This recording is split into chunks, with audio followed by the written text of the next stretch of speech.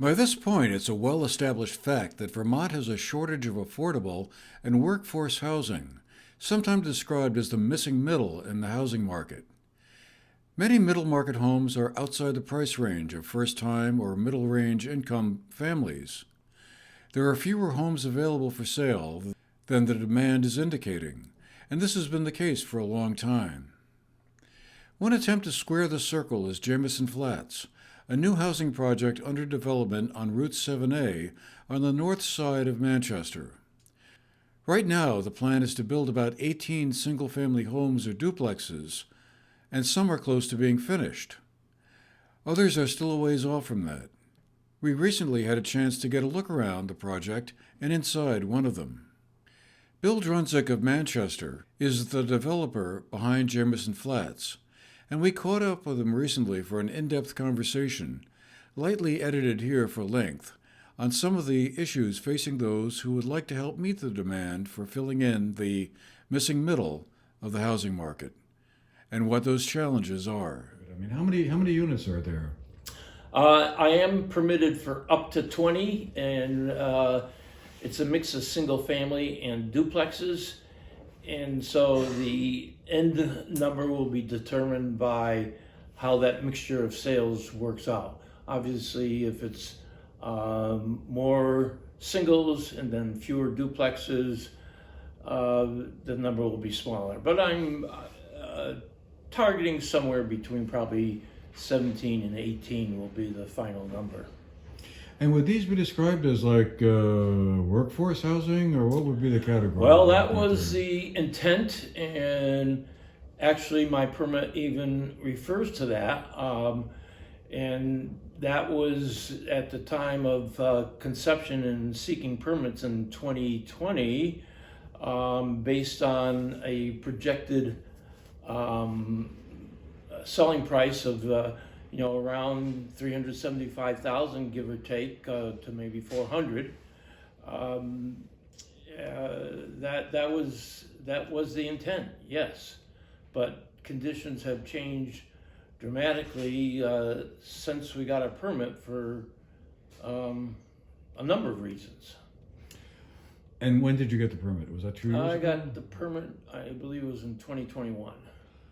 So, okay, so to anticipate another question, what changed then to drive the cost structure? Well, let's start with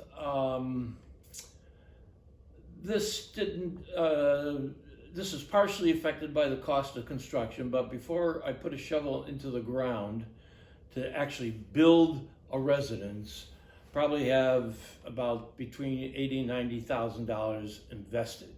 That includes putting in a roadway, underground, your sewer and water to service the whole development, underground power to service the whole development, and $20,000 of that is for that community building, but which also houses the central heating. So that's before you put a shovel in the ground. Maybe that could be reduced if there was no community building to $75,000 a unit, but that's where that project is. Then the second thing is in 2021 we had a substantial revision to our energy standards, which we got competing principles. We got the cost of housing and our drive towards net zero buildings, and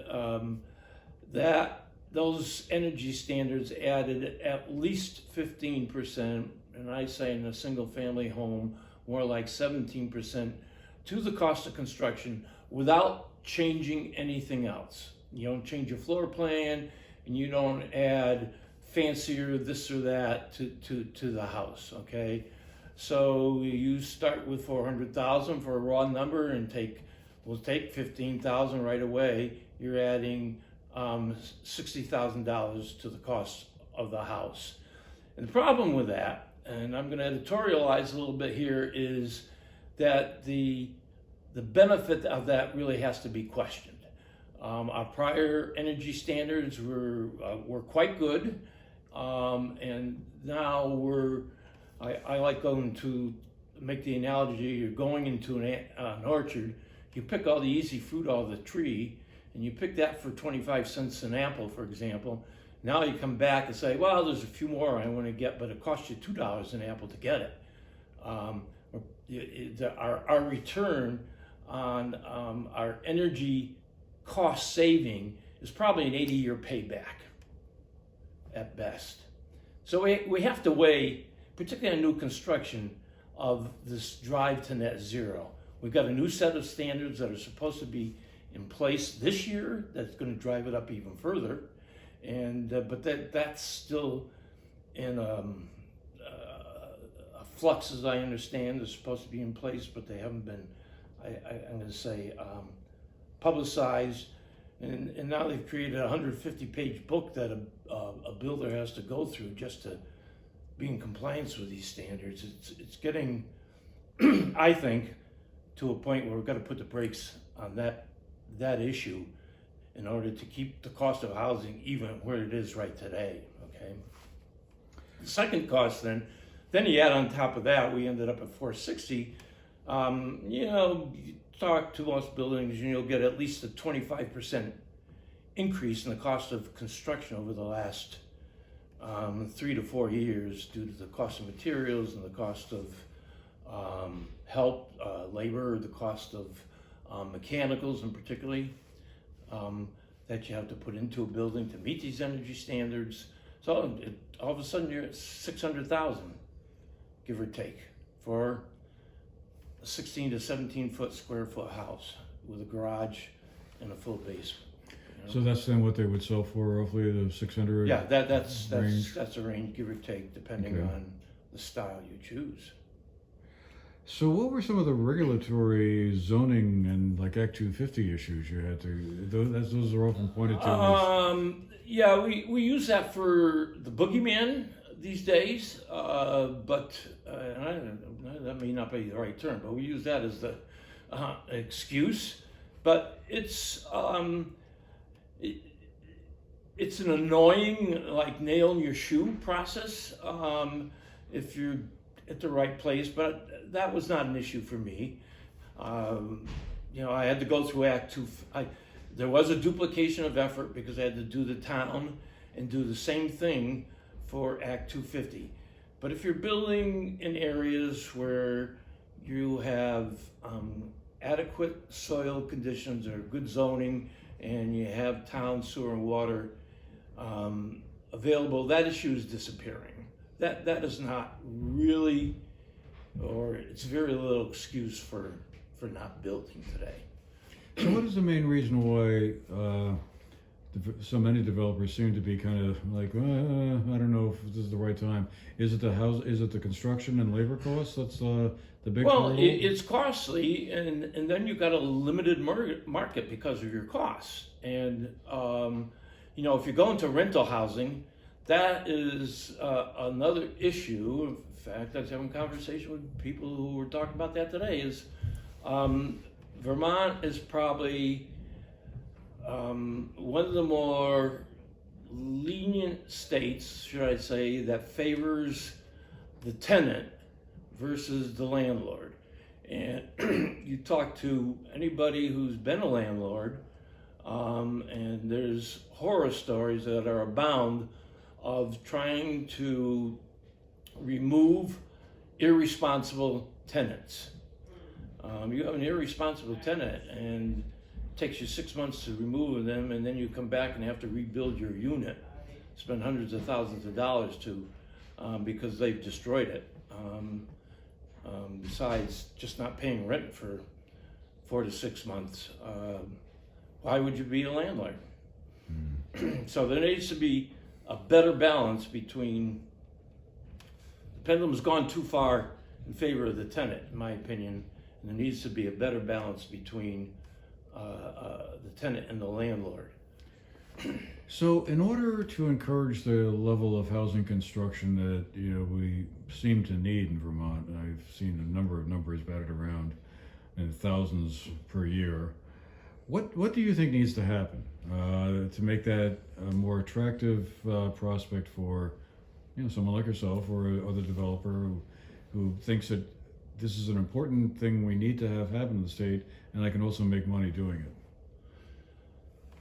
Well, I think we have to increase the ability for the middle class to be able to buy, okay, and afford housing, because you can build all the houses you want, but if you don't have people on the other end to purchase them that can afford to buy them, what good is that going to do you? So I think we have to look at programs that help people purchase housing, particularly first-time home buyers. And we have an anathema against doing that. We'll subsidize rents all day long, but I think we need to, and we've been dabbling with that, but we're tiptoeing in that process right now with some recent programs in the last couple of years. But I think we have to make a greater effort to help first-time home buyers get into a housing. And I'd say we give them grants under some terms and conditions. And we are making small grants, I think, today, but I think they need to be larger than they are. Secondly, we probably need to help maybe absorb the cost of infrastructure. Like I said, I was responsible for putting the roadway in my project and putting in the water and sewer. I have the water and sewer on Main Street, but I have to run it the full perimeter of my project and pay for that, okay? But again, the larger cost is the cost of construction today. And this is long-term, but we're gonna get more people into the trades. You know, we're paying higher prices than we should be for trades contractors that build our houses, because we don't have enough. We have minimized or even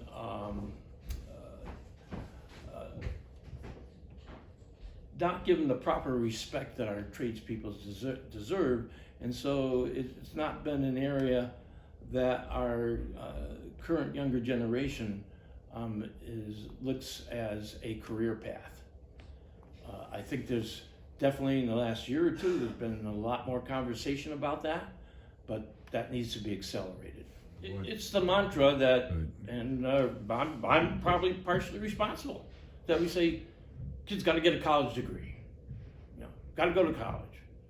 And then you look at the actual graduation rates, and we should track that from all our high schools, including the local one, of you start college, but how many people end up completing that within a reasonable period of time, and whether that's the right career path, you know. But then I have one other issue that affects the cost of housing, too, is I think we made a major mistake in allowing our short-term rentals to suck up our available housing as it comes on the market.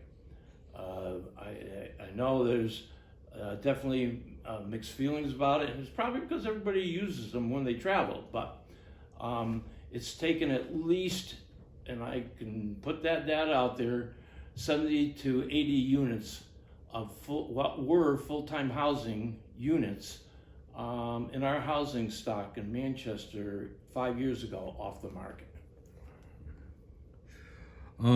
So are there any specific issues that make building housing here in Manchester, like specific to Manchester, or is it, whether you're building a Jameson Flats in Manchester or one in Winooski or wherever, is that basically the same? I think maybe a little bit of an issue here is just there is a pretty good demand for higher end housing, and that's generally more profitable where there are contracts between a potential homeowner and a contractor for building these larger higher end houses.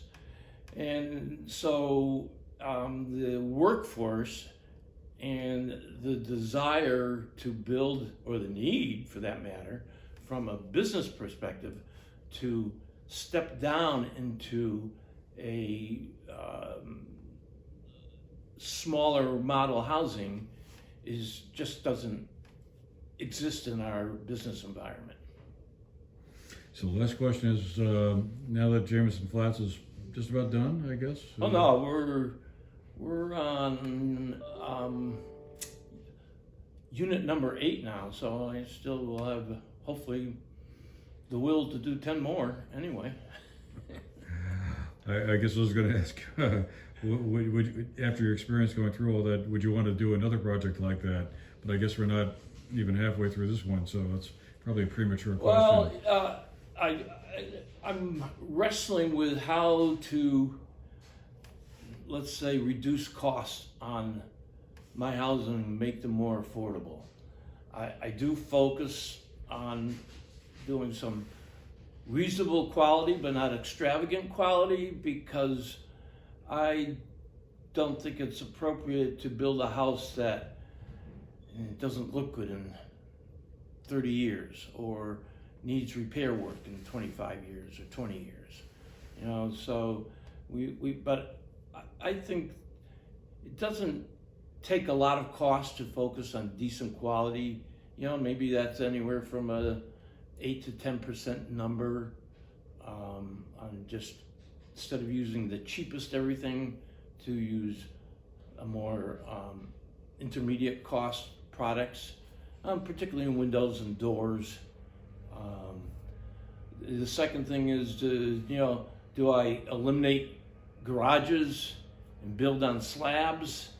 Well, the cost savings there, yeah, there's some, but a garage is your cheapest construction, and a slab versus a full basement, we got to put perimeters down 4 feet into the ground anyway, so why not go 8 feet? But then you have to do a floor. So you can probably trim $100,000 off by doing these things, building on slabs, and maybe dropping a porch, or down, making a very small, just overhang your front door instead of a porch. Yeah, we might be able to get them down to 500,000 or a little bit under, and that's maybe what we have to do. And then let people do these add-ons. But obviously, you're not going to add on a foundation if you build on a slab, and those types of things. You can add on a garage, you can add on a porch, and maybe even downsizing the space. The problem with our, people today, I say one of the issues is people are used into living in larger spaces, shall I say, that cost $150 to $200 a foot to build, 10 years ago, 15 years ago. And now when your costs are doubling, more like $400 a foot, we have to probably downsize our expectations. The ripple effects of the housing shortage are large, from people who would like to come here to live and have jobs on offer, but can't find affordable housing, and to people who then have to drive long distances for work. At a time when it would be helpful to have the state's population grow, the lack of housing limits that, which puts upward cost pressures on many things, from property taxes to medical care and the prices of all kinds of goods and services. The state government in recent years has passed legislation to encourage more housing, particularly in downtown areas. But it will be a tough climb until the costs of labor and building supplies ease a bit further. For the GNAT-TV News Project, I'm Andrew McKeever.